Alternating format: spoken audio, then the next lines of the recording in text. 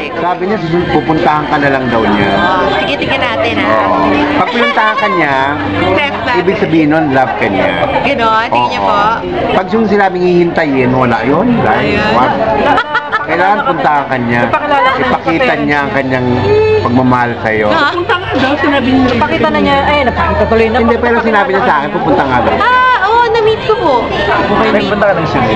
Nagkaroon po ng show doon. Tinirect ko sa bahay May nila. dinner ako, ganon. Ganda ng bahay, no? Sabi ni Slater Pareho kayo na may dugong Chinese. Sila pure. Gusto pa ba yung gano'n? Yung match, naging Hindi ko alam. Siguro may ibang ganun pamilya yung parang Chinese gano'n. Hindi na. Alam ko dati gano'n. Rachel Ann Goyang. Wala naman. Hindi ko naman, sa pamilya namin wala namang gano'n. Anyway, mabilisan Hindi na naman niya ang pronunciation sa Chinese. Subukan mo na rin bang gupit-gupit yung buhok mo nung na, ano ka sa love? Then it was Rachel. Ha? Ano ba pagkupitin? Yung pag na, yung nag-break kayo ng jowa mo, whatever, Yung. gupit mo na rin gupit. Ako? Sa inis mo, gano'n. Hindi naman. Sa inis. Ha? Sa inis. Bakit tinatanong niyo to? Hindi naman. Walang hindi kasi mo nakipag-iwalay ka. Anong ginawa mo sa ano? Nakipag-iwalay kanino? Sa mga ex nila. Oo. Anong ginawa mo sa sarili mo para Ano po? Mababago ka ng hairstyle. Ako? Hindi naman. Pero nakapagpagupit na po ako. Pero hindi ko maalala kung dahil ba...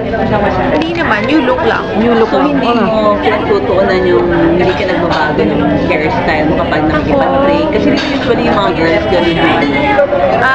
Oo, sabi nila gano'n. Pagsisisihan ko kasi buhaghag yung buko. So, ako yung papangit.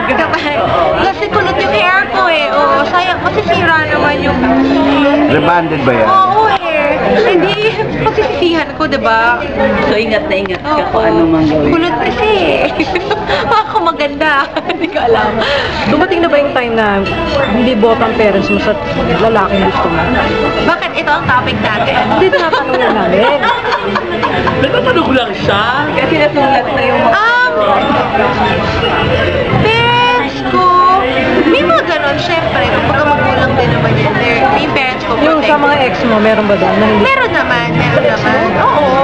Syempre, kumbaga, hindi naman lahat talagang gusto ng parents. Ito na, ang gagaling. Sino na? Secret. Tagal na. Diyos ko, huwag na natin balikan yung mga ano na yan. Basta ngayon, happy.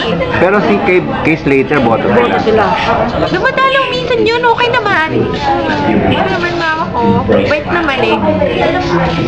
Fairness, mabait siya. Nagdadalawa ng uwishi. Daw uwi daw. Parang, oh wow, uwi. Ah,